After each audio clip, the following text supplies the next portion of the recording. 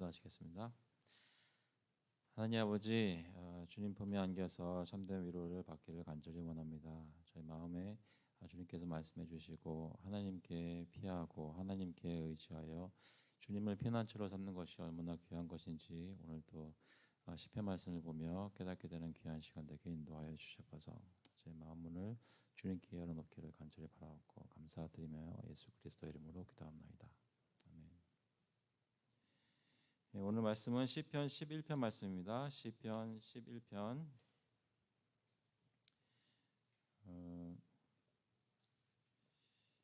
저희 계속 시편 말씀 보면서 좀 11편까지 왔는데요. 오늘은 또 다시 다윗의 시 인도자를 따라 부르는 노래라고 되어 있습니다.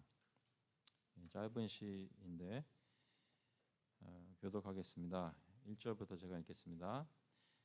내가 여호와께 피하였거늘 너희가 내 영혼에게 새같이 내 산으로 도망하라 함은 어찌함인가.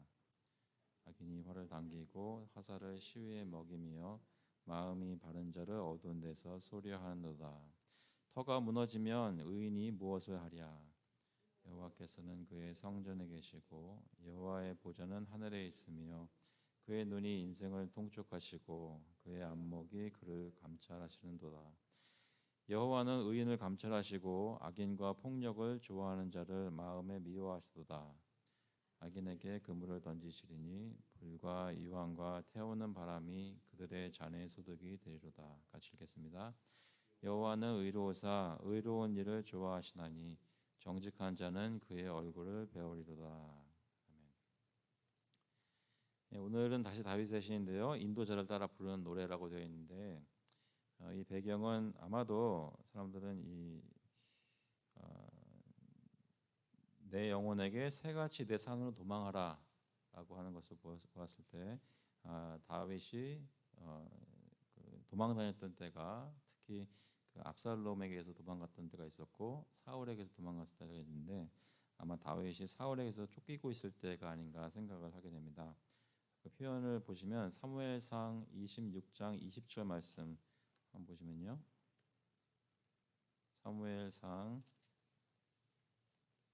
26장 20절 말씀 보시면 때는 사울이 다윗을 죽이려고 막 쫓아왔을 때 사실 다윗이 사울을 죽일 기회가 있었습니다. 그런데 죽이지 않고 오히려 사울이 나온 다음에 다윗이 멀리서 사울에게 얘기하는 내용들이죠. 그 보시면 20절에 제가 읽어드릴게요. 그런즉 청하건대 여호와 앞에서 먼 이곳에서 이제 나의 피가 땅에 흐르지 말게 하옵소서. 이는 산에서 메추라기를 사냥하는 자와 같이 이스라엘 왕이 한 벼룩을 수색하러 나오셨음이니이다. 마치 사냥꾼이 새를 쫓는 것처럼 사울이 다윗을 쫓고 있었는데 다윗의 심정이 지금 도망다니는 그런 새와 같은 그런 마음이었던 것 같습니다. 여기 오늘 1절에 보니까 내가 여호와께 피하였거늘 너희가 내 영혼에게 새같이 내 산으로 도망하라 하면 어찌함인가. 굉장히 급박한 상황에 있는 것을 알 수 있는데요. 1절부터 3절까지 말씀 먼저 보시면 내가 여호와께 피하였거늘 너희가 내 영혼에게 새같이 내 산으로 도망하라 하면 어찌함인가. 악인이 활을 당기고 화살을 시위에 먹이며 마음이 바른 자를 어두운 데서 소리하는도다. 터가 무너지면 의인이 무엇을 하랴. 이것을 영어 번역에 보시면 1절에 In the Lord I take refuge, how can you say to my soul 하고선 따옴표를 찍고 3절 끝까지 가 있는 것을 볼 수 있는데요. 그러니까 한국말 번역에서는 2절, 3절이 1절에서 내 산으로 도망가라 하면 어찌함인가 라고 끝나고선 다윗이 2절, 3절을 말하는 것처럼 보일 수도 있지만 여기서 이야기는 1절에서 맨 처음에 상반부에 How can you say to my soul? 어찌하여 나에게 이렇게 말을 하느냐 하고서 그 다른 사람들이 다윗에게 말하는 내용이 1절 하반부와 2절 그래서 3절까지 다 이어지는 것으로 보는 게 좋다는 말씀이죠. 이해하시겠죠? 그래서 그 내용이 1절 하반부부터 3절 끝까지는 다른 사람들이 다윗의 옆에 있는 사람들이 다윗에게 말하는 그런 것이라고 보시면 되겠습니다. 그래서 첫 번째 질문. 오늘은 간단한 것이니까 다시 한번 예전에 했던 대로 한번 해볼까요? 첫 번째 질문 우리 박경혜 교수님 한번 질문 대답해 보시겠어요? 다윗에게 말하는 사람들은 누구이며 무엇이라 말하고 있는가? 어떤 사람들인가요? 여기 정확하게 나와 있지는 않지만 이런 말을 할 사람들은 다윗 주변에 누가 있을까요?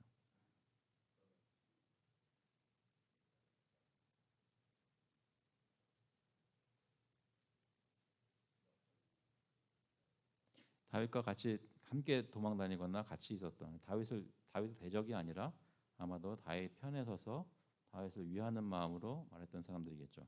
그 사람들이 뭐라고 말했어요? 결국 한마디로 요약하자면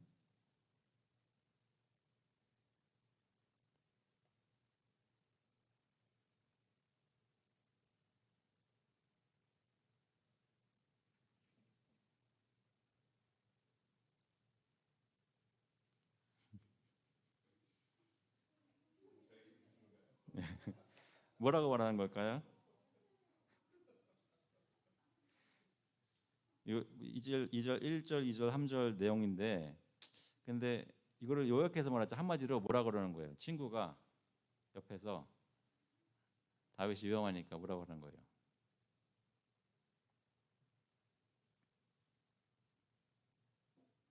한마디로 하자면 1절에 도망하라라는 거죠. 도망가라. 도망가라. 도망가라.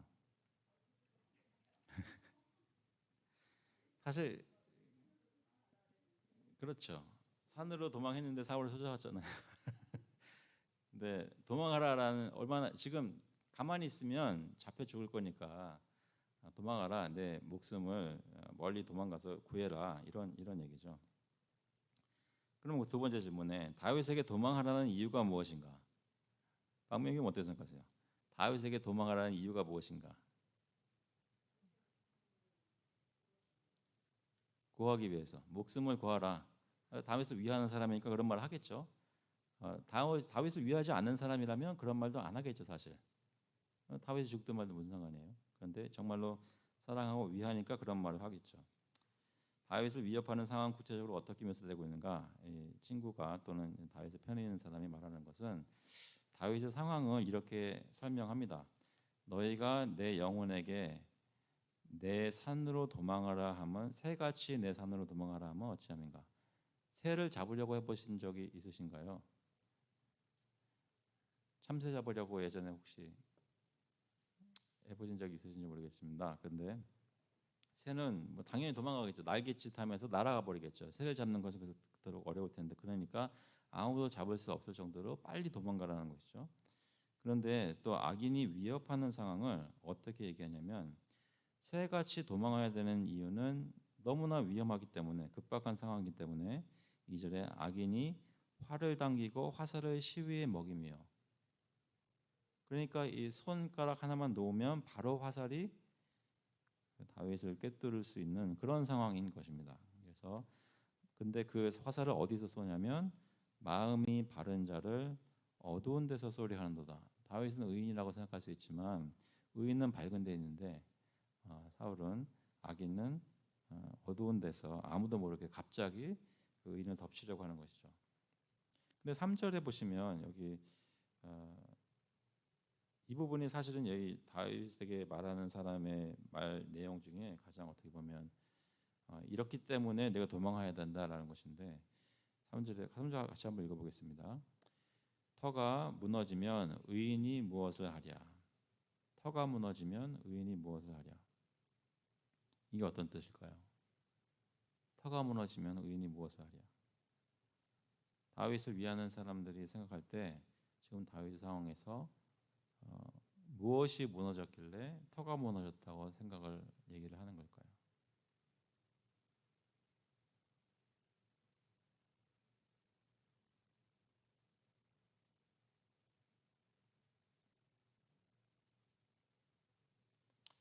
그 당시에 다윗 같은 그 용사가 힘을 쓰려면 어떻게 해야 될까요?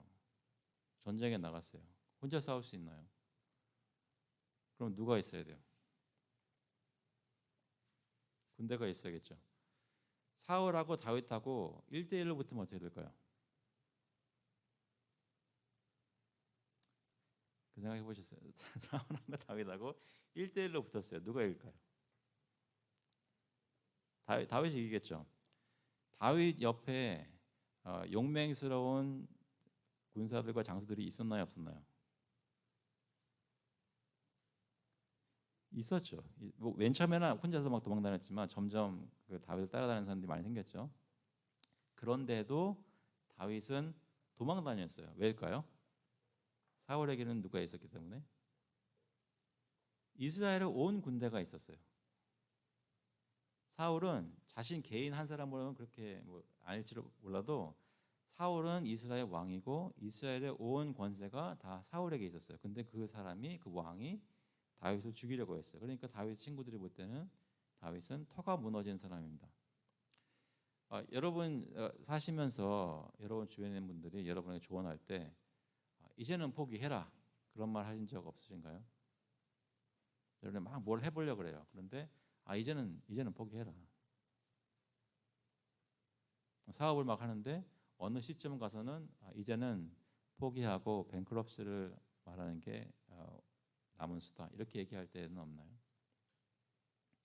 그러니까 상황이 터가 무너졌다고 얘기할 만큼 다윗은 의지할 만한 것이 없는 상태를 여기서 얘기합니다. 터가 무너지면 의인이 무엇을 하랴? 근데 이 세 번째 질문 보시면 여기서 다윗은 누구에게 피하였다고 합니까? 1절에 보시면 다윗은 여호와께 피하였다고 합니다. 주변 사람들은 다윗의 상황이 지금 있는 상황이 마치 터가 무너진 것처럼 급박하고 다윗이 당연히 해야 되는 것은 새처럼 산으로 도망가야 되는 상황이라고 조언하지만 다윗은 그 모든 조언들 자기를 위하는 사람들이 사랑하는 마음을 하는 조언들에 대해서 뭐라고 대답하냐면 반대 의견인데 내가 여호와께 피하였거늘 하고 얘기하죠.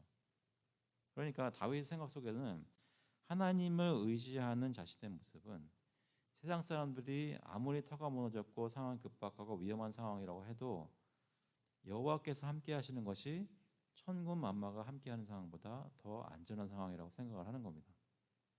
여호와께 피하였거늘. 그래서 그가 친구들의 조언을 받지 않는 이유는 무엇인가? 친구들도 아마 하나님을 믿는 사람들이었을 거예요. 그런데 이 상황에서 다윗에게 조언하는 내용 속에는 하나님이 없는 거죠.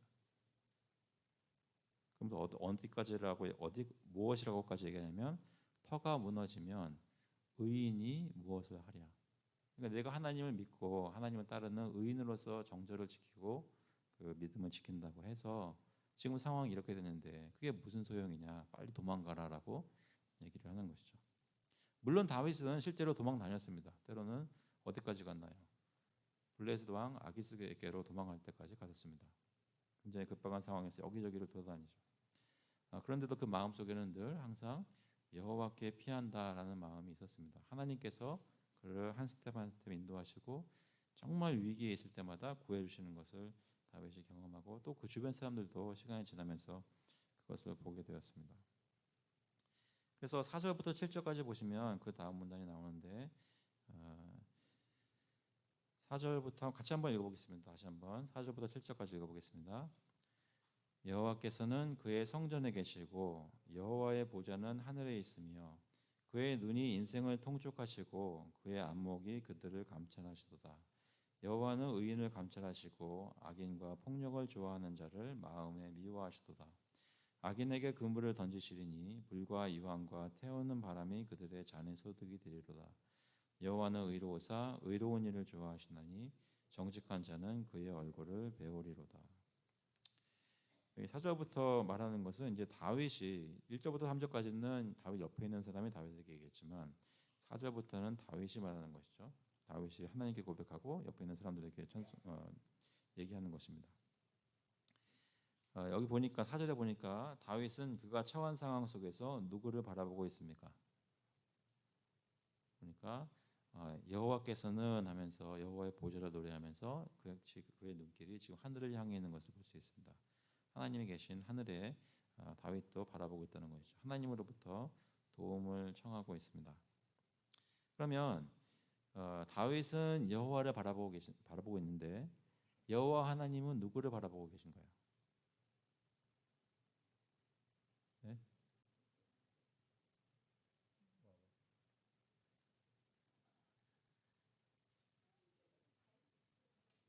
다윗을 바라보시죠. 근데 여기 본문에서 뭐라고 하나요? 4절에 보면 여호와의 보좌는 하늘에 있으며 그의 눈이 인생을 통촉하시고, 인생에는 누가 포함되어 있을까요? 모든 사람들이죠. 근데 여기 특히 이 시편 11편에서 나오는 인류를 인생을 구분하는 방법은 두 가지입니다. 의인이냐 악인이냐. 그런데 하나님의 눈은 의인과 악인을 포함한 두 종류의 사람을 모두 다 통촉하시고 그의 안목이 그들을 감찰하시도다. 사람들은 느끼지 못하지만 하나님께서는 이 세상에 있는 모든 사람들 다 살피고 계시고 보고 계십니다. 그들의 마음속에 무엇이 있는지 다 알고 계시고 그것에 따라 판단하십니다. 그러면서 5절에 보시면 여호와는 의인을 감찰하시고, 방금 말씀하셨던 대로 다윗을 바라보고 계시죠. 다윗의 마음에 어떤 것이 있는지를 살피십니다. 다윗의 마음에는 어떤 것이 있을까요? 하나님이 바라보셨을 때 다윗의 마음에서 어떤 것들을 발견했을까요?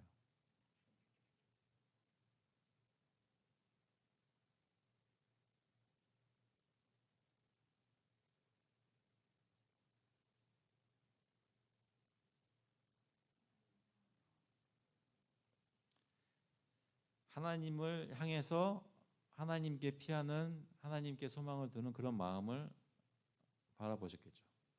다른 사람들은 다 피하라고 어떤 물질적으로, 어떤 상황적으로, 물리적으로 할 일들을 조언하지만 다윗은 그 마음속에 하나님을 향해서 의지하고 하나님께 소망을 두는, 영적으로 소망을 두는 그 모습을, 그 마음을 보셨을 것입니다.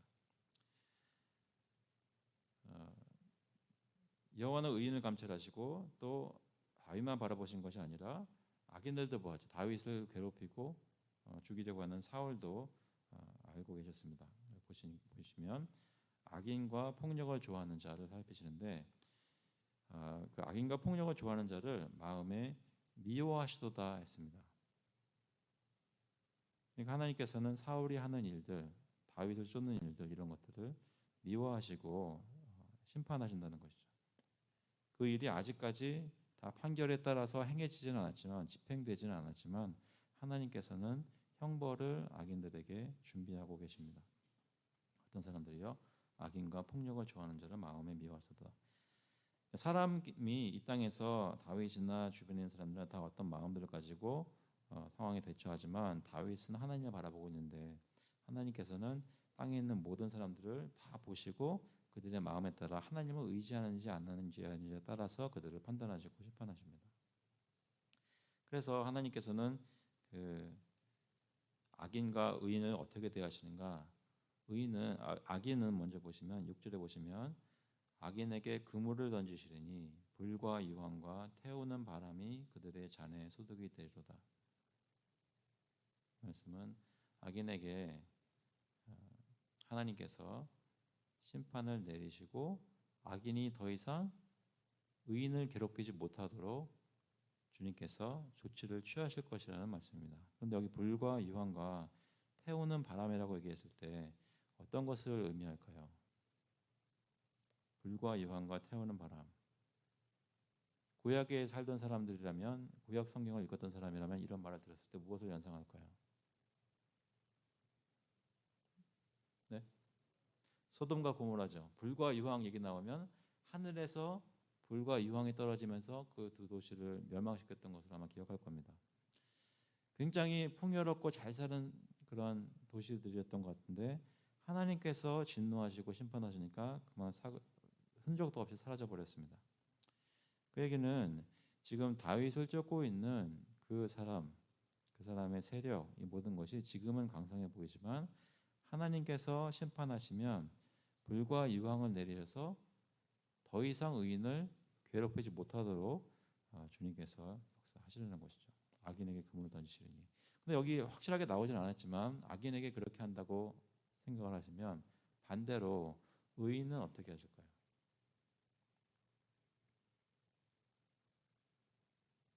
악인에게 하는 일들을 생각해 볼 때 의인은 어떻게 하실까요? 방주 안에 집어넣으시고 불과 이황과 어떤 그 위험으로부터 보호를 하시겠죠. 약간 표정들이 뭐 당연한 걸 왜 자꾸만 30분 동안 얘기를 하고 있나 이렇게 말씀하시는 것 같은데 어, 일단 말씀하는 이유는 11편에서 그 얘기를 하고 있으니까 하는 거고요.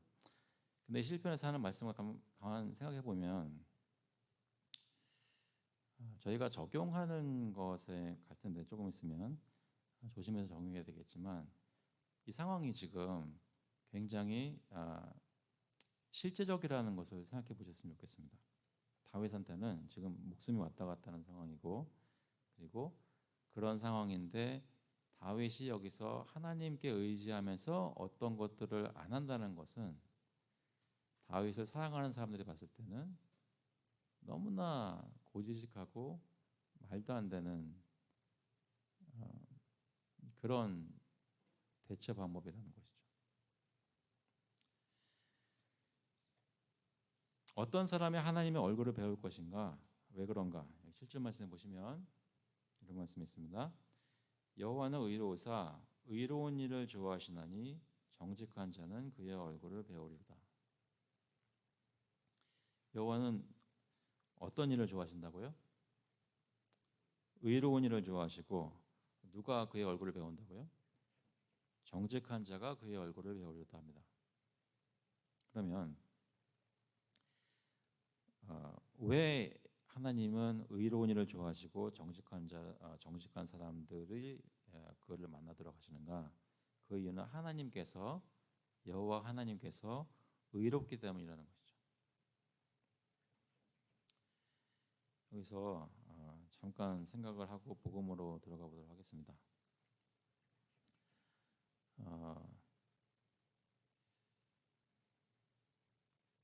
혹시 여러분 고지식한 사람 만나본 적 있나요?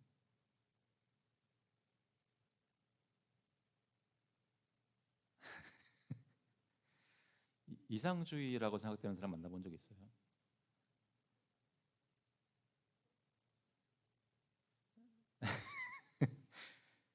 상황이 어떤지 굉장히 둔하게 못 알아보는 사람 같이 느껴지는 사람. 근데 맨날 하는 얘기는 뭐 맞는 얘기만 하는 것 같고. 근데 맞는 얘기를 하는데 전혀 지금 상황은 도움 안 되는 것 같고. 그런 사람 보신 적이 아마 저도 있어요.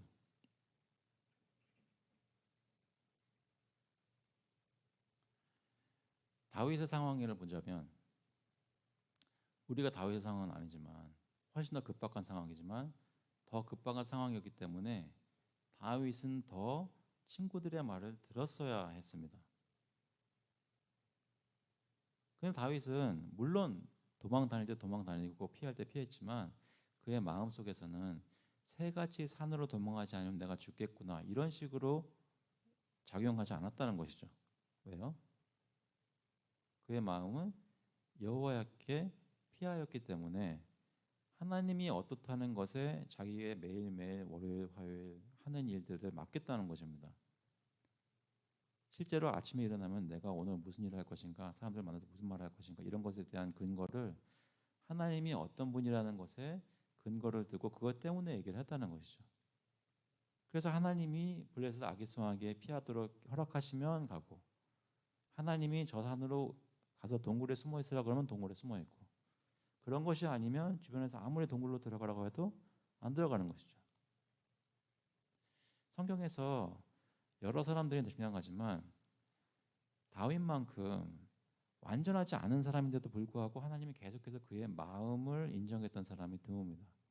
근데 그 마음이 무엇인가 계속 확인되는 것은 어떤 상황이 있든지 간에 그의 마음은 항상 하나님께서 무엇을 좋아하시고 하나님께서 무엇을 인정하시냐 그것에 마음에 꽂혀 있었던 것이죠. 물론 다윗도 그것을 항상 지키지는 못했습니다. 죄를 지었으니까요. 그런데도 불구하고 다윗은 계속해서 그런 시편을 노래하고 있습니다. 여기서 복음으로 들어가 보면 예수 그리스도께서는 어떤 핍박을 받으시고 누구에게 피하셨는가? 예수님께서는 핍박을 받으신 적이 있으신가요? 예수님을 죽이려고 위협했던 사람들이 있었나요? 분명히 있었죠. 유대인들 중에 지도자들, 바리새인들, 사두개인들, 서로는 앙숙했던 사람들이 예수님을 핍박하려는 데는 한 마음이 되어서 예수님을 잡아 죽이려고 했습니다. 죽음의 위협을 받으셨습니다. 실제로 예수님도 자신에 대한 소문이 사람들에게 퍼지고 기적이 막 행해지면서 사람들이 막 몰릴 때 이것은 지금 위험할 수 있다. 괜시리 다른 유대인 지도자들에게 관심을 받고 어떤 권세들에게 주목받을 일이라고 하면 사람들에게 자신에 대해서 알리지 말라고 하시고 자리를 피하시고 일부러 행하지 않으셨던 일들이 분명히 있었습니다. 그렇지만 예수님께서 그렇게 하신 이유는 아직 하나님의 때가 이르지 않았기 때문입니다. 예수님이 지금 상황이 안 좋으니까 예루살렘에 올라가면 안 된다고 할 때, 안 되는 상황이 될 때 그 형제들이 뭐라고 얘기했는지 기억나세요? 예수님의 형제들도 그에게 예루살렘에 올라가지 말라고 했습니다. 그 무슨 얘기? 형제니까, 가족이니까, 위하니까 지금 가면 내가 위험할 수 있으니까 하지 말라고 그 안전을 위해서 조언을 했습니다. 그런데 결국 예수님이 예루살렘에 올라가셔서 사람들에게 자기 얼굴을 보이셨죠. 그러면서 그 사람들이 듣기 싫어할 만한 말들을 했습니다. 예수님께서 이렇게 위협을 당할 때 누구에게 피하셨나요? 예수님은 누구에게 피하셨나요? 하나님 아버지께 피하셨습니다. 하나님 아버지께 피했던 모습이 언제 나오나요? 기도할 때 나오죠. 기도할 때 나오는데 특히 예수님이 기도하면은 요한복음 17장을 생각하게 될 겁니다. 거기 보시면 예수님께서 하나님께 죽기 전에 십자가 달리기 전에 자신의 마음을 쏟아놓는 것을 볼 수 있습니다. 또 십자가에 달리셔서도 예수님의 마음을 보여주는 것이 있습니다. 누가복음 23장 한번 찾아볼까요? 누가복음 23장 보시면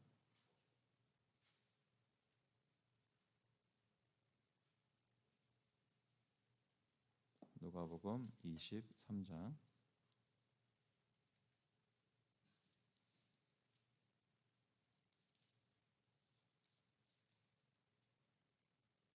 46절에 같이 한번 읽어보겠습니다.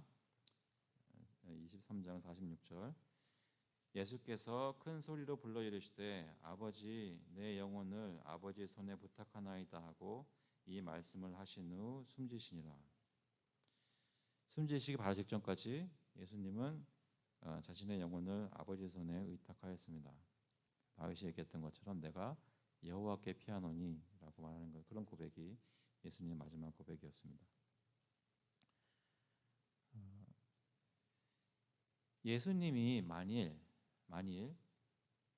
제자들이 도망갔을 때 예수님도 같이 도망가고 예루살렘으로 올라가야 했을 때 예루살렘으로 가서 고난받는 길을 피했다면 어떻게 됐을까요? 십자가는 없었죠. 십자가에서 돌아가시지 않으시면 어떻게 돼요? 우리 구원 못 받는 거예요. 우리가 구원받을 수 있었던 길은 뭐예요? 예수님이 고난의 때에 고난을 피하지 않고 여호와께 피하면서 그 십자가의 길로 가셨기 때문에 우리의 구원을 이루셨습니다. 형제들의 조언을 들었다면 십자가를 지지 않으셨을 것입니다. 적용 말씀 보시면 우리는 삶 속에서 어려움을 겪을 때 누구의 조언에 귀를 기울이며 누구에게 피하고 있는가? 어떻게 힘을 얻는가? 여기서 어려움이라는 것은 여러 가지 종류의 어려움이 있을 수 있죠. 내가 잘못해가지고 내가 실수해서 겪는 어려움이 있을 수도 있고 정말 내가 바른 일을 하고 있는데 세상 사람들이 핍박해서 어려움을 겪을 때도 있습니다. 여러분은 여러 가지 다양한 어려움을 겪을 때 주변에서 누구의 조언을 들으십니까? 어려울 때 조언해 주시는 분들은 누구세요? 어떤 분이 조언해 주실 때 보통 그 사람의 말이라면 다 믿을 수 있다고 생각하십니까?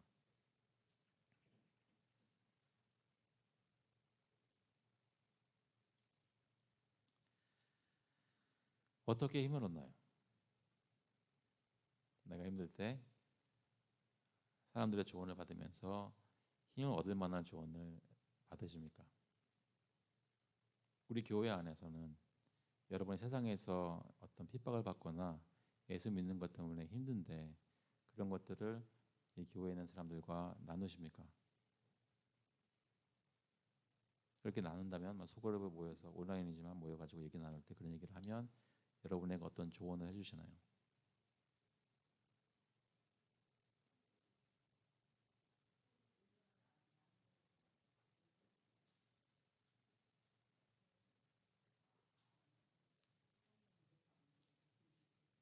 네. 그 조언을 들으면 그러면 마음에 영적으로 위로가 되십니까?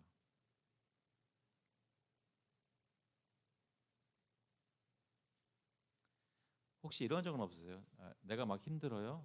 그런데 소그룹에 있는 사람들한테 얘기를 했어요. 근데 그 사람들이 정말 나를 위해서 얘기를 해줘요. 그런데 나 내가 왜 이러는지는 사람들이 잘 생각을 그러니까 몰라요.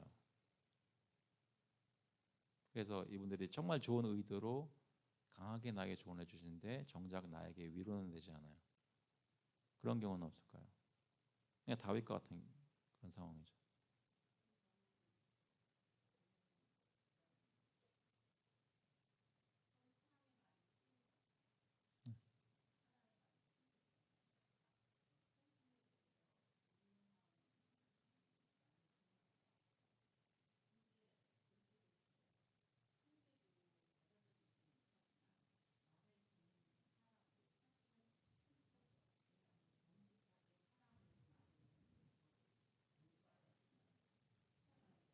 네,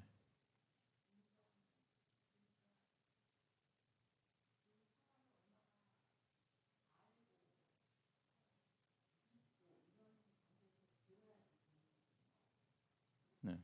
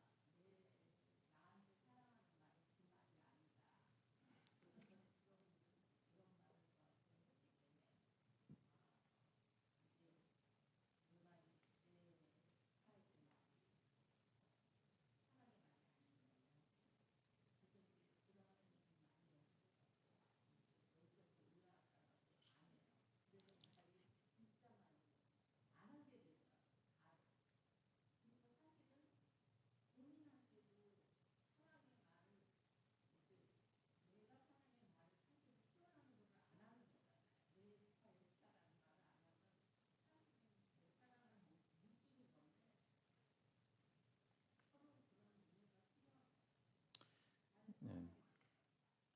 서로 상황의 말을 다르게 이해하고 있으면 말하는 게 상처가 될 수 있지만 또 그거를 하는 사람도 상처를 받을 수 있는 상황이 되고 또 서로 상처 주기 싫어서 말을 안 한다고 하면 이제 관계가 또 소원해지게 되고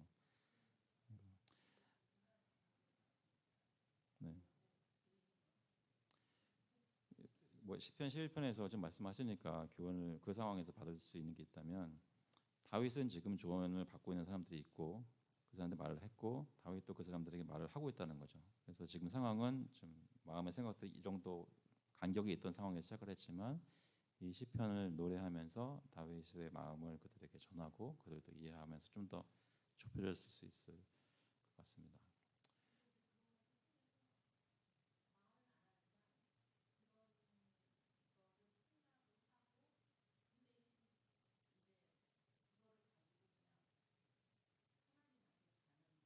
네, 네.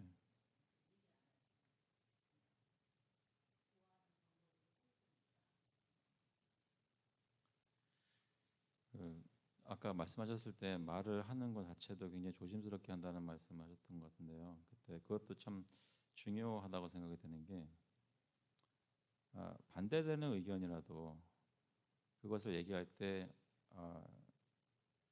뭐 쉽게 말해서 나이스하게 얘기를 하면 그거를 듣는 사람이 그것에 대해서 그건 그렇지 않아요라고 다시 얘기를 할 수 있는 여지가 있는데 나이스하지 않게 얘기하고 쏘아붙여서 얘기한다거나 그 감정적으로 건드리면서 얘기를 하면 그 사람이 어떤 다른 거를 얘기해 줄 수 있는 여지가 없는 것 같아요. 그러니까 이 대화가 계속 진행되려면 서로 다른 의견을 가진 것은 오케이 그럴 수 있지만 적어도 대화가 진행되면서 계속 발전할 수 있도록 서로에게 지킬 선들이 있겠죠. 근데 중요한 초점은 결국 다윗은 자기 마음을 고백한 거잖아요. 여호와께 피하였거늘. 그 말을 정말로 옆에서 친구들이 들었다면 그 마음을 이해하는 친구들이 그렇다면은 이렇게 생각해 볼 수 있지 않겠느냐 또 다른 방법을 얘기할 수도 있겠고 어, 결국은 우리가 다 다른 입장에서 있을 수 있지만 계속 대화를 하면 할수록 하나님이 우리에게 무엇을 원하시는지를 찾아가는데 이 대화들이 쓰임을 받을 수 있다는 거죠. 다윗은 그렇지만 하나님께 피하였다고 하면서 그 마음속에 확신을 하나님이 구원하시는 것에 두었습니다. 그것이 바로 예수님께서 우리를 구원하시게 된 길이었고 우리도 그리스도 안에서 서로에게 조언할 수도 있고 들을 수도 있다는 것이죠. 마지막 질문만 드리고 마치도록 하겠습니다. 여러분 마음에 이거는 뭐 대답 안 하셔도 되는데요. 지금 마음속에 돌아보면서 굉장히 상황이 급박하다, 힘들다.